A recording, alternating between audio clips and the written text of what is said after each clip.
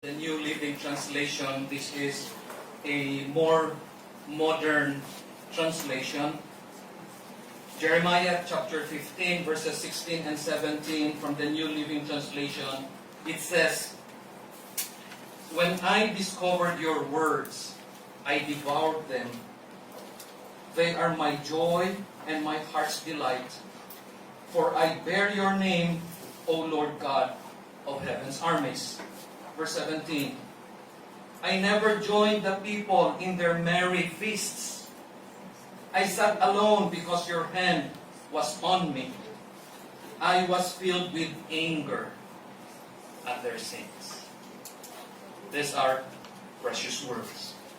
And these precious words were written by a person who was called the weeping prophet, and rightly so. There are at least two reasons why he described himself as a man of sorrow. Kindly look at verse 10, same chapter. It says, "Woe is me, my mother, that thou hast borne me a man of strife and a man of contention to the whole earth." In another translation, it says, "I am a man of sorrow. I am a grieving man." And the way he described himself as a man of tears was because of two reasons. Number one, it was because of the people's insistent rejection. Rejection of the Word of God. God chose Jeremiah, even before he was born, to become his spokesman. And for 40 years, Jeremiah preached about God and about his Word. But sadly, for 40 years, God's people did not listen. Not only that they rejected Jeremiah, they rejected the Word of God. There was a verse in chapter 8, verse 9, where Jeremiah said, "The people have rejected the Word of the Lord." For 40 years, they continued in their rebellion. They continued in their disobedience and in their sin. They did not listen to the Word of God. In fact, sa loob ng 40 years, Jeremiah had only one convert. You find that in chapter 39. Hindi pa Hudyo ang kanyang convert. It was Ebed-Melech and the Ethiopian. Isa lang ang na-convert ni Jeremiah after 40 years. And so that brought tears upon his eyes. But not only that, the second reason why he was called the man of tears was because of God's impending judgment. Throughout these 4 decades of rebellion and disobedience, God was about to send His punishment to His people. And it was described in the first 9 verses of chapter 15. Please turn your attention to verses 2 and 3 of Jeremiah 15. We will not read that, but look at these key words in verse 2. The message of the Lord, His message of punishment, His declaration of judgment, was that people will die. Look at verse 2. They will fall upon the swords. People will die of famine. People will be captives. And then when we go to verse 3, even their death, there would be no honor. Hindi pwedeng ilibing ang kanilang mga patay. Why? Look at verse 3. After they are killed, ano sabi? The dogs will tear them up. The dogs will eat them. And what is left of their corpses? The birds of the heaven will also eat their dead bodies. At ang matira, sabi sa verse 3, the beasts of the earth will devour and destroy. These are sad, sad news. this message of judgment has brought tears upon Jeremiah's eyes. So much so, that in chapter 9 verse 1, look at this verse. Sabi niya, "Oh, that my head were waters, and my eyes a fountain of tears, that I might weep day and night for the slain of the daughter of my people." Have you ever seen a person who cries day and night? Siguro tayo, we have already experienced to cry overnight. Yung natulog ka 10 o'clock, nagising ka 4 o'clock, basa pa ulit yung mata mo sa luwa, you have cried overnight. But Jeremiah was saying, "I weep day and night for the slain of the daughter of my people." Jeremiah was a man of sorrows. Jeremiah was a crying man. He was rightly called the weeping prophet. But it is amazing that despite the fact that he has sorrow, despite the fact that he was grieving, he was able to find joy, and he was able to experience rejoicing in the heart. It says here in the verses that we have read. In other words, dearly beloved, it is possible for us that even though sometimes we live in sorrow, and sometimes we experience grief, and sometimes we have to wipe our eyes often because of tears, we can still find joy and rejoicing in our hearts. The answer is in the Word of God. And so, may I propose to you for our study this morning that God's Word, when it is discovered and digested, it will produce delight. Only when we discover and digest the Word of God will we experience joy and rejoicing in our hearts.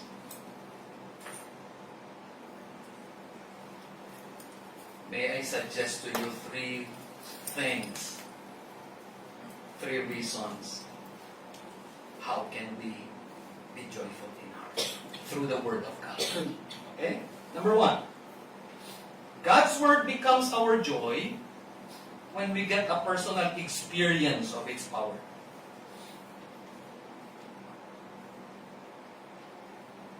Only when a person gets a personal experience of the Word of God can he or she experience joy. Now look at this phrase again. Sabi sa first part ng verse 16. Okay? I am using now the New Living Translation. I discovered your words, I devoured them. I think that is more accurate than the one in the King James. Sabi kasi sa King James, thy words were found. At hindi sinabi diyan kung sino ang nakahanap. But in the New Living Translation, very clear, I discovered your words. It is a personal endeavor, and it is a personal discovery, and it is a personal devouring. Now, there are several points that I want to share with you from this phrase. The first is this. Discovery is the result of seeking. A baseball great by the name of Yogi Berra once said, "You will not find anything unless you are looking for it."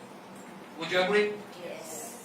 How many times our mothers and our grandmothers have told us that? Nay, nasaan yung walis?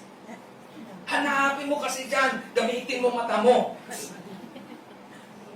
Because when we look for something and when we use our mouth, we will never see it. You would not find anything unless you are looking for it. Here was Jeremiah. His heart was full of sorrow. He was grieving, not just because his family and loved ones and friends rejected him. Even, balikan ko muna yung picture, even throwing him in a well full of mud.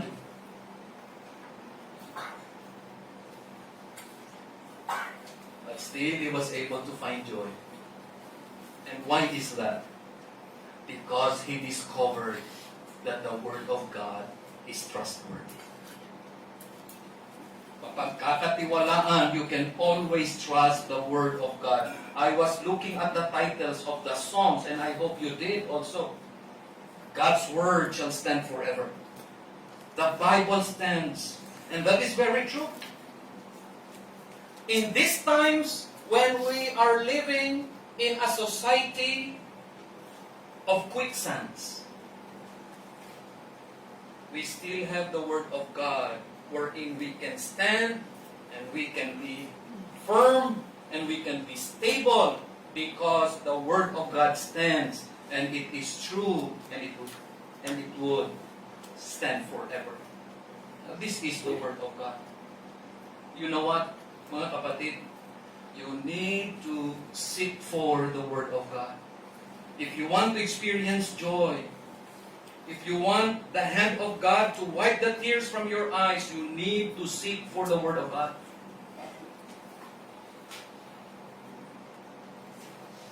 And it calls for a passion, a passion and a heart attitude.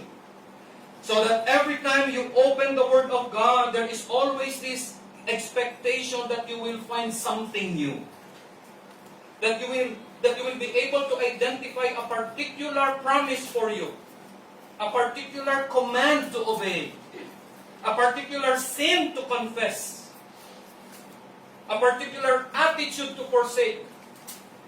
Everything you can find in the Word of God, but there should be a passion and a heart attitude. I'm showing you a picture of a tunnel used for mining gold.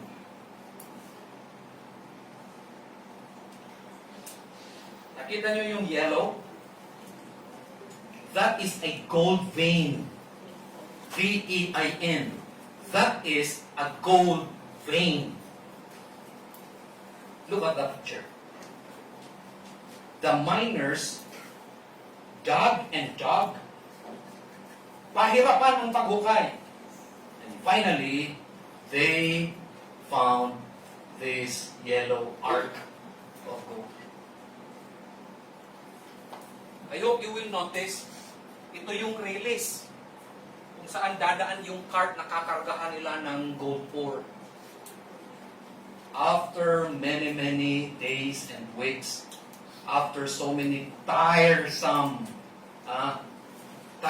digging, they were able to hit gold. And that is very true. Sabi ng salita ng Diyos, more to be desired is God's Word than fine gold. But you can only discover the Word of God if you are willing to seek for it.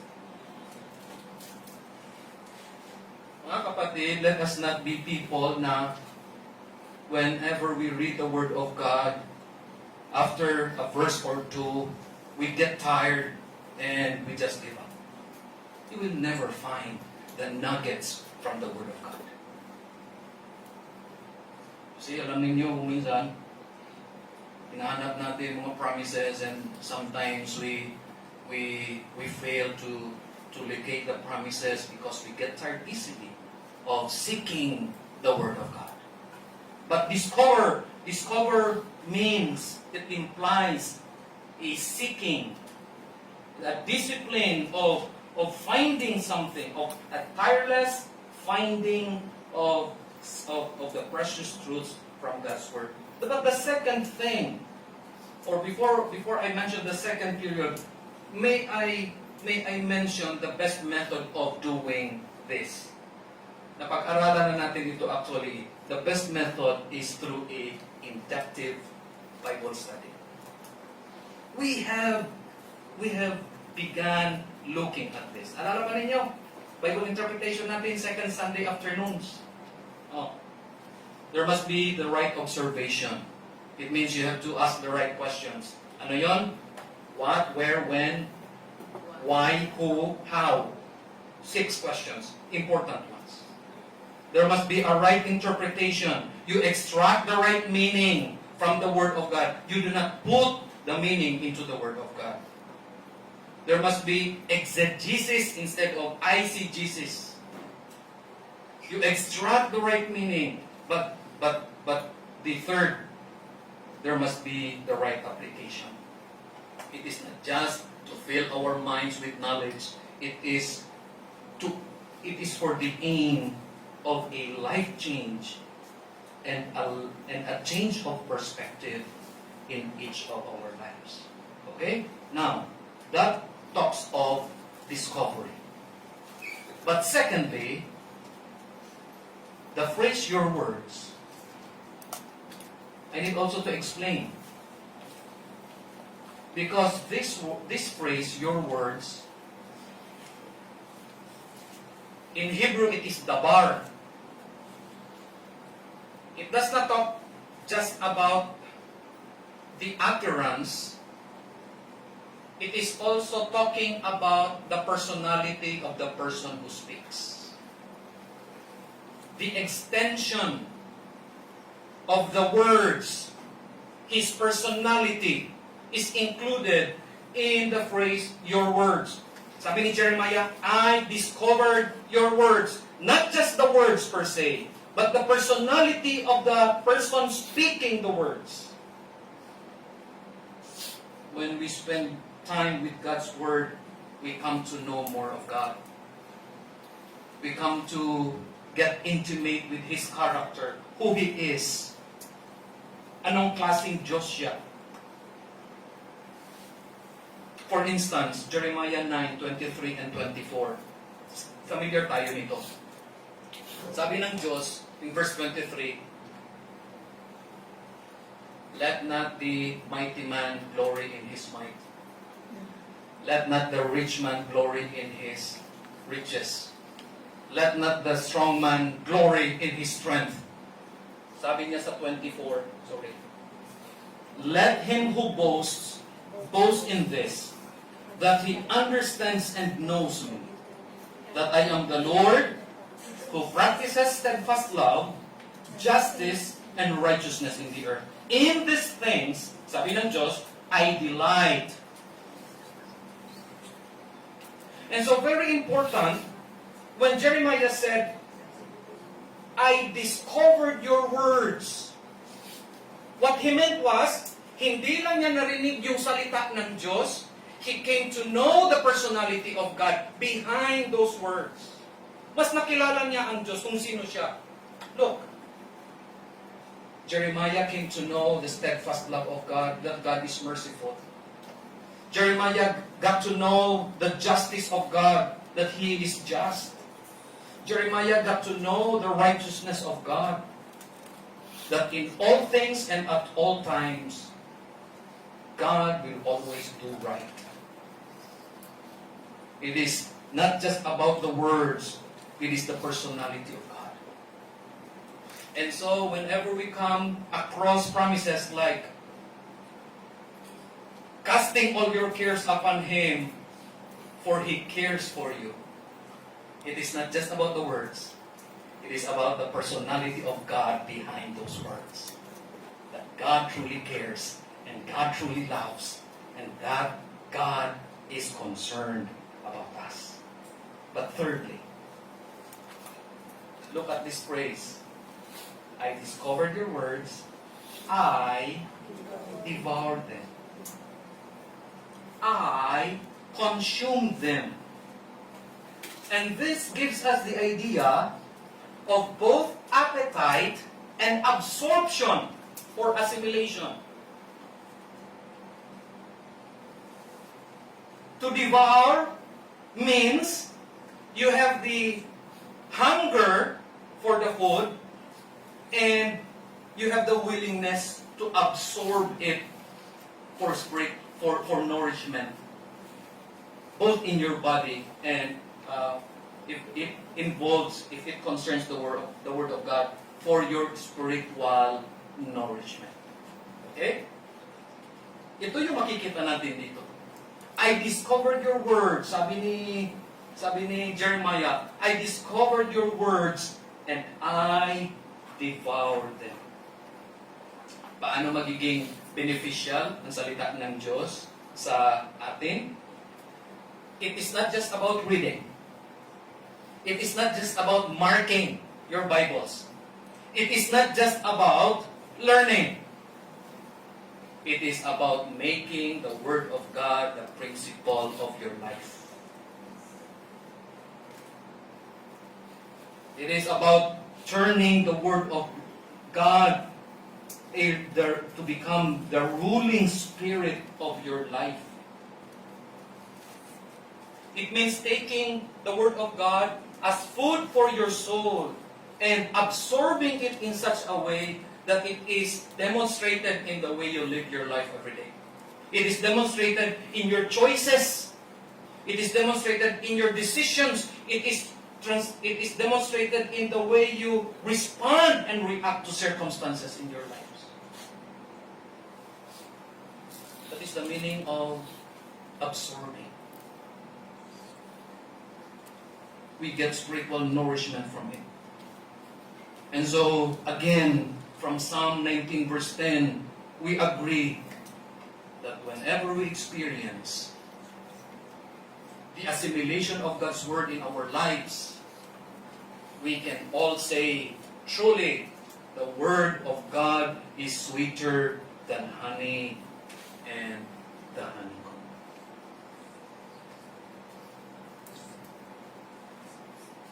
My question for us, dearly beloved and friends,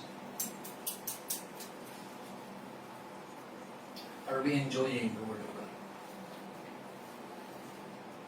Are we enjoying it each day? Because believe it or not, listen to this. This is very important. You can write this down. Believe it or not.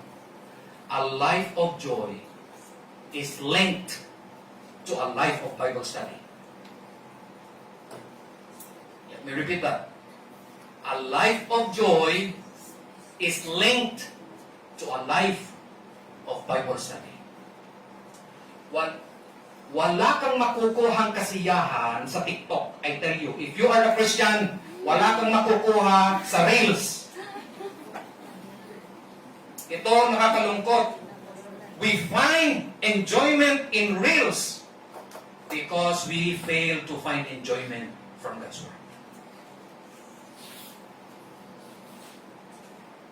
As your pastor, nalulungkot ako. Wala akong Facebook sa cellphone ko.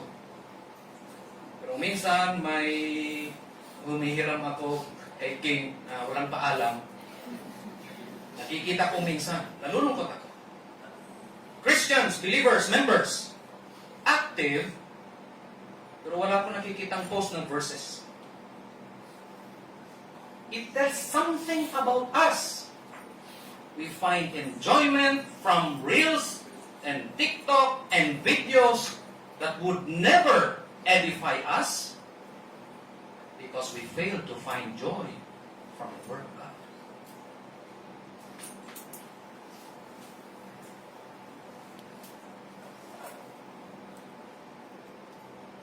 Let me encourage you that this week, before you post another video, ask yourself, should I rather spend more time with God's Word more? Should I rather post verses more rather than videos that would never build up the brethren in the faith?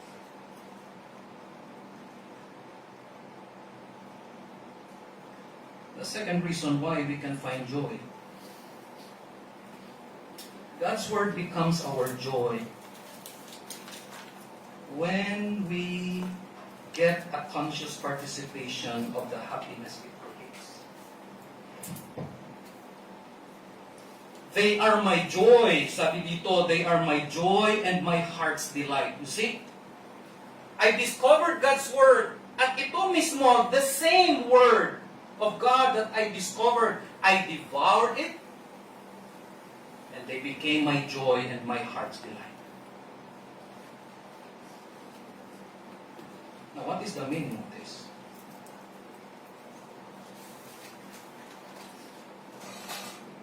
Maybe some of you had the pleasant experience of eating in a buffet restaurant. By Kings. Mention ko na, by Kings. Buffet 101. Sa Cebu, kalaking masyado. Buffet 101. Grabe. Siguro mga 4 na basketball court siguro. Almost all kind of dishes from all over the world. Palibot. In the middle, all kinds of desserts and drinks for everybody to enjoy. Okay? Weekdays, 800. Weekends, 999. May difference ang price. Imagine yourself, you were invited, you were treated to a buffet restaurant. Pumunta ka doon, when you entered upon the establishment, binigyan ka ng pinggan, and somebody told you, eat all you want. The food is all yours. And with a plate, you went around from station to station, looking at the kinds of food, and then eventually, you walk out of the establishment, hindi ka kumain dahil nabusog ka ng buhay bawang.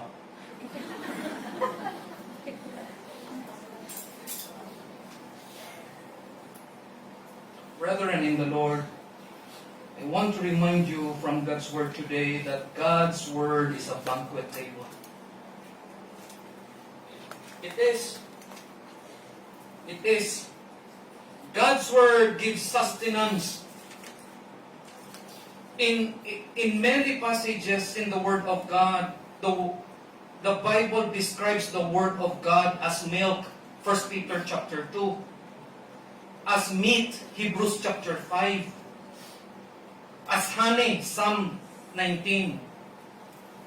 Etc., etc. God's Word is a banquet table.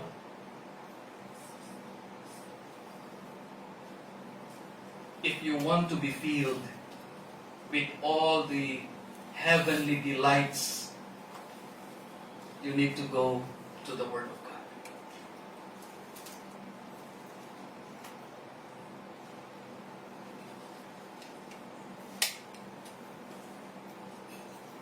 I hope you will be honest to agree with me that after testing and tasting the things offered by the world, kung ano man yan, you will say, it has never satisfied you.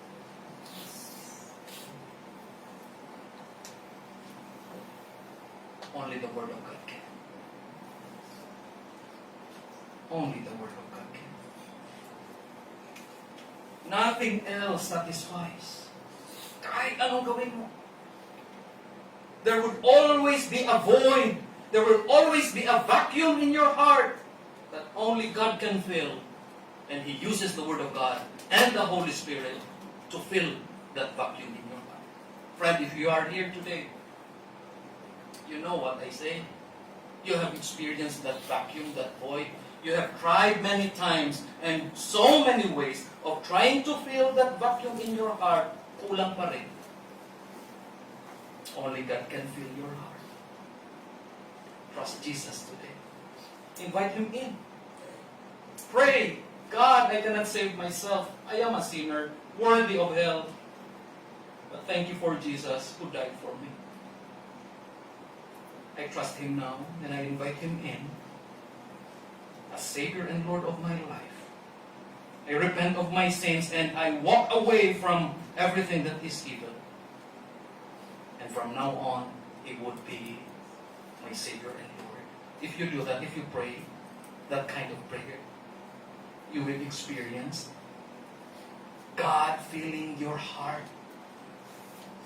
God removing the vacuum, and you will experience joy as you grow in His Word. Not only that God's Word is a banquet table, from God's Word, we are also reminded that God's Word is a pharmacy.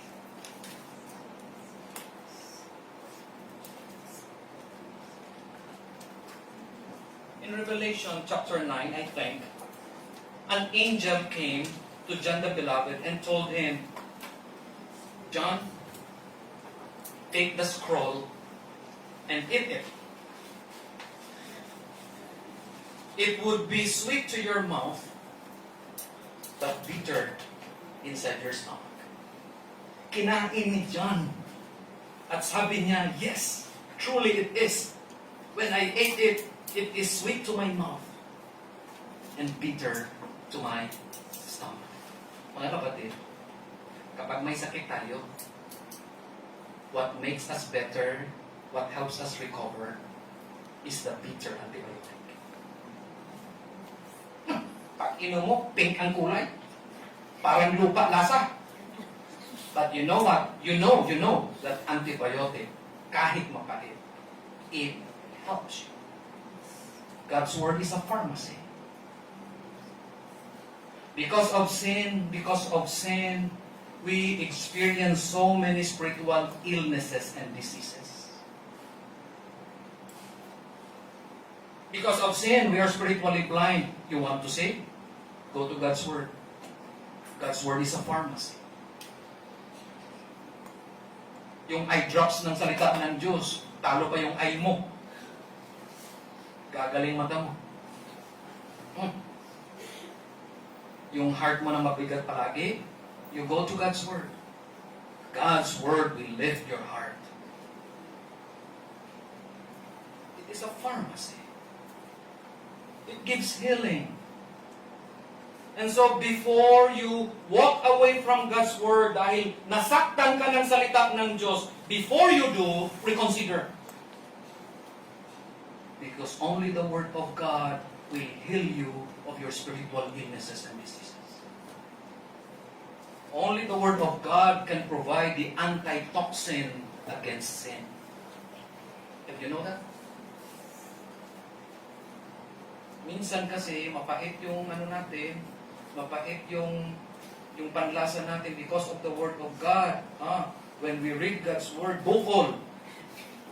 When we listen to the sermon, bukol. It tastes bitter to the mouth.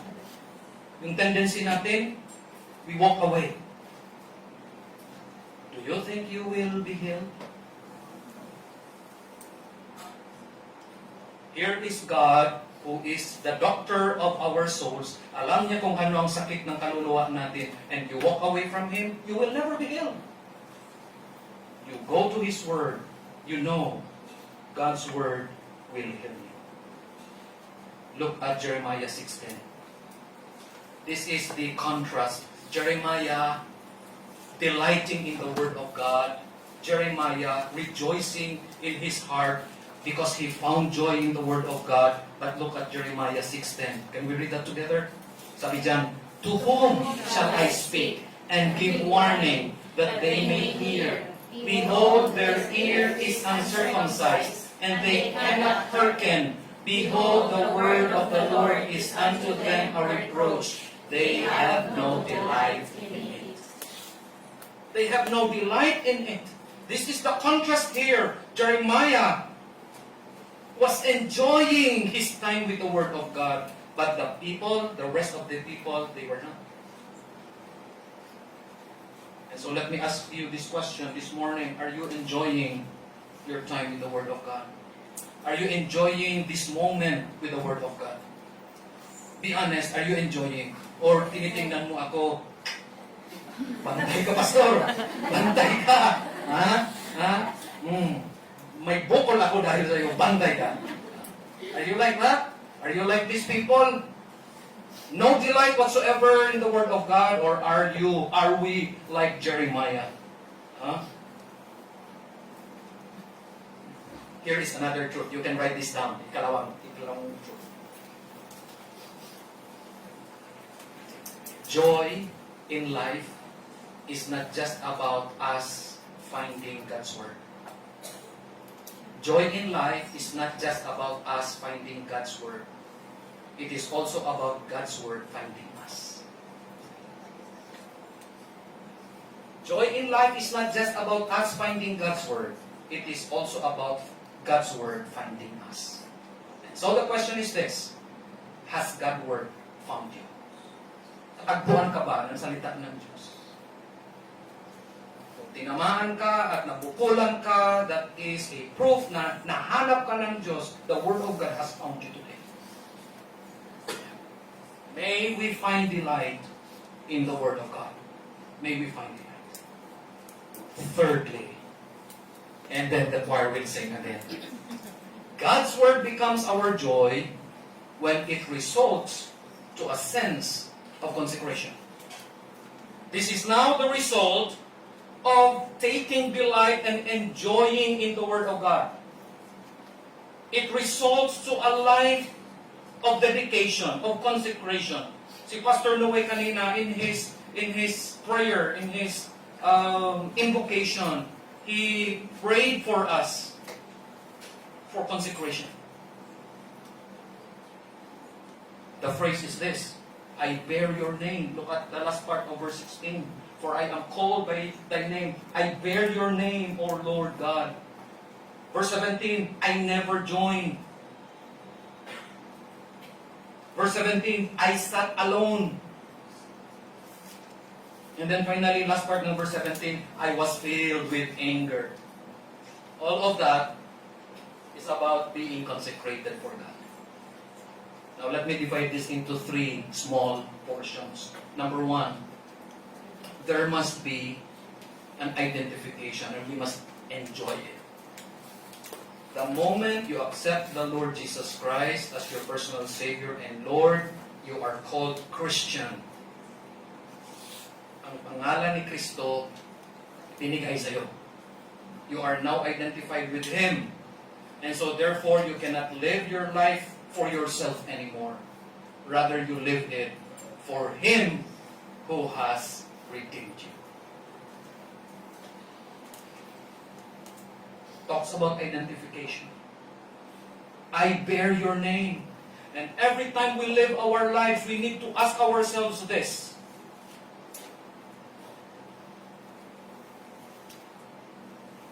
are the words I say, are the things that I do, would it give glory to Him? Or would it put Him to shame? Because we bear the name of God, there must be a proper identification. Second, there must be a separation. We are called to a holy life. Be ye holy, for I am holy, the Lord God says. Separation. Sabi dito, I never joined the people. I sat alone. Can we bear that? Can we bear that? Can we bear that? Nandyan sila, nag-i-enjoy. Party-party lang. And you separate yourself. Even willing to sit alone. Because there's a different kind of enjoyment that you experience. Enjoyment in the Word of God. There must be a proper identification. There must be a clear separation. Thirdly, there must be a firm indignation. Ano sabi sa last part ng 17? Thou hast filled me with indignation. Towards what? Towards sin. Galit ka sa kasalanan. And you will never agree of sin. Galit ka sa kasalanan. You know what is sin? You know that it offends God. And when God's heart is in you, you will learn to hate sin. So, ito yun. Which brings me to the conclusion of the matter. There are 3 things that we can do. First, let us peruse the Word. When you say peruse, it means to scrutinize it. We can only do it by a careful reading and study of the Word of God. Peruse the Word. Study it inductively, scrutinize it carefully, and you will benefit from it. Number 2, ponder the Word. It means that you would reflect on the Word of God. Doesn't matter if you read a verse or a chapter each day, but make sure that you make it revolve in your mind the whole day. You ponder upon it, you reflect on it, and then finally, you prize the Word. Treasure it in your heart and life. Consider it very important that your day will never be complete until you have read and studied and meditate on God's Word. Treat it like the pearl of great price that it is. Treasure the Word of God in your life each day. This is the Word of God. May God add blessings to our study